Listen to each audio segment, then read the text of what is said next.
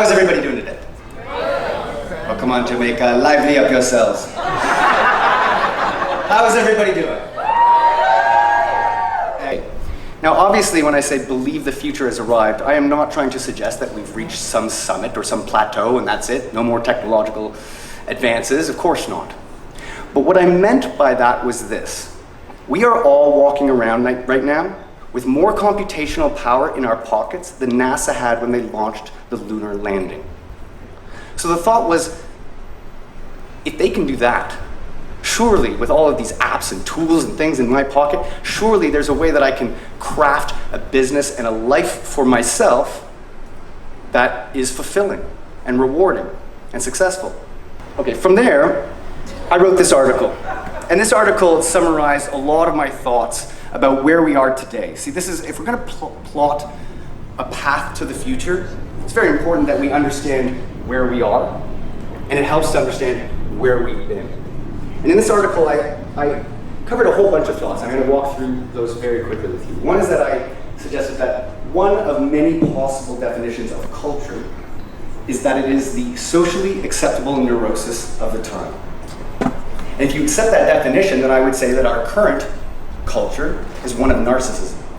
And for me, Kim Kardashian is probably the epitome of that, a talentless celebrity for the sake of celebrity itself. Now, yeah. So, I also started to talk about, what are we doing online? What's going on? And I have this feeling that what we're doing is we are reconstructing the collective consciousness, or the zeitgeist. And because it was in its infancy, I think it inspired that sort of base infantile behaviors of ourselves. But what I started to notice about, and what I started to talk about in this article, was that I was noticing this movement of meaning. In particular on LinkedIn. All of a sudden people were sharing, they were using it as a growth platform. They introduced video, and now people were talking about their struggles. They were being, again, authentic about themselves and sharing their challenges and asking, how do you deal with this? Or telling people, here's how I dealt with this. The reason why I talked about the economy of authenticity was that I recognized that authenticity as a currency is appreciating in value. When we say, where are we today? This is where I think we are today. This is the challenge of our time. We live in an age of an overabundance of information. It is all out there. So the challenge is, out of all of this pool of information, from that, how do we extract insights? From those insights, how do we extract meaning? And from that meaning, how do we map it to our lives? And in a second, I'm going to give you a great example of somebody who did that incredibly well. But if you were here yesterday, actually, you saw a great example. If you listened to Leslie's speech, he told you about how he went and he found online 10 years worth of data.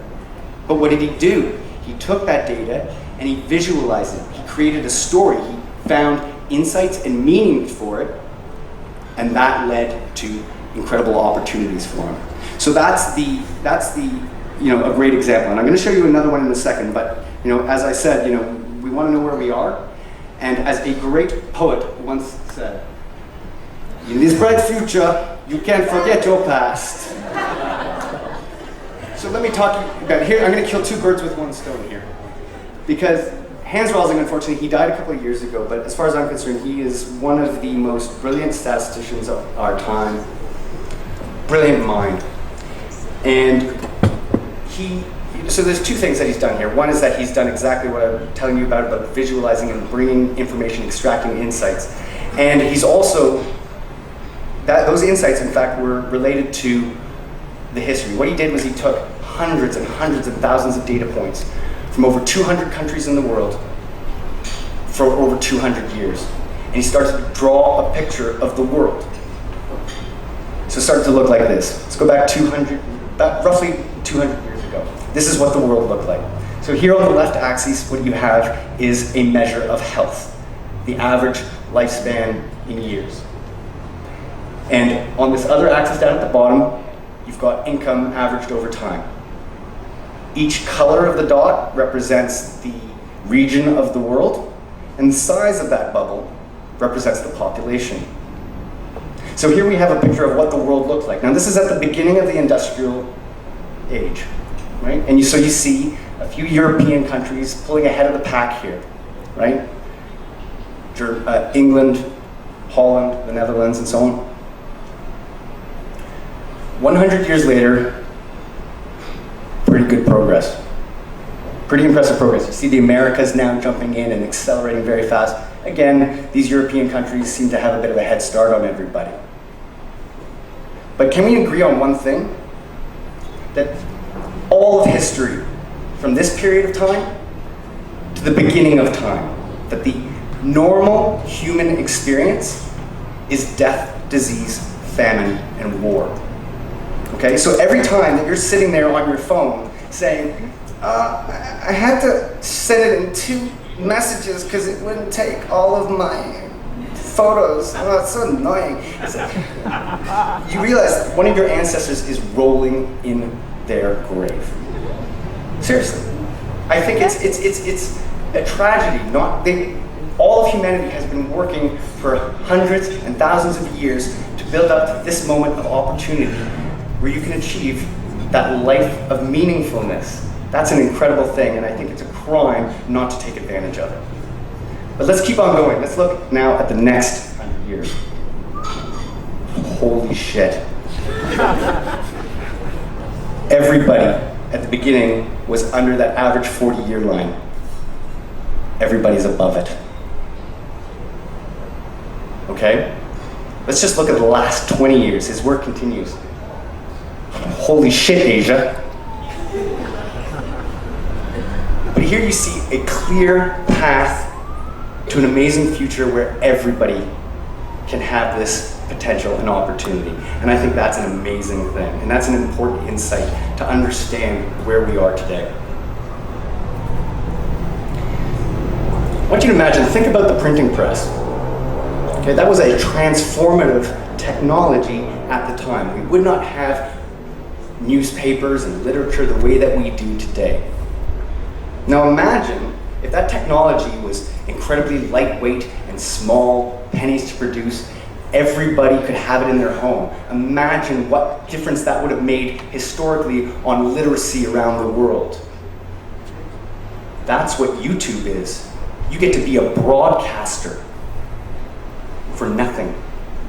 That is transformative. And what's more is that that's just a drop in the bucket, gobbled up by Google. Maybe you haven't heard of this technology, graphene. We've discovered a way recently to create this 1 atom thick layer of carbon. 1 atom thick in this octagon shape. This has incredible properties. It is hyperconductive, thermal, electroconductive. It is so strong that 1 atom thick layer, if you were to balance an elephant on a pencil, it wouldn't break it. And this is just new. And you probably haven't even heard about it. This is just one, again, of many, many transformative technologies today that are changing and transforming our world. Now, some of you might say, oh great, another carbon-based product. Did you know that we're now able to extract CO2 carbon from the air and that we're mining it? That's going to clean up the environment and help us create all this graphene that now you're going to see in everything. You're going to see in computers, all over the place. This young man, Boy Slap, at the age of 22, made an invention, raised $30 million, and is going to clean up 50% of the Great Pacific garbage patch. Okay? So, I understand there's lots of challenges ahead, but the progress that we're making today is incredible. Now, I'm not trying to suggest that the future is nothing but roses. On the contrary, we have huge challenges ahead of us. One of them, I would say, is that I have concerns about our government institutions around the world, their ability to respond to this rapid pace of change. Things are going so fast, it almost gives me whiplash by the fact that nobody seems to have whiplash.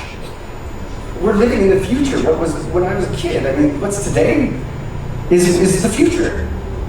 And we just sort of, like, it's another day. It's like, oh, like I said, we're sitting there, like, oh, we'll do this. What are you talking about? That didn't exist a couple of years ago. So, I really think that this is a big problem.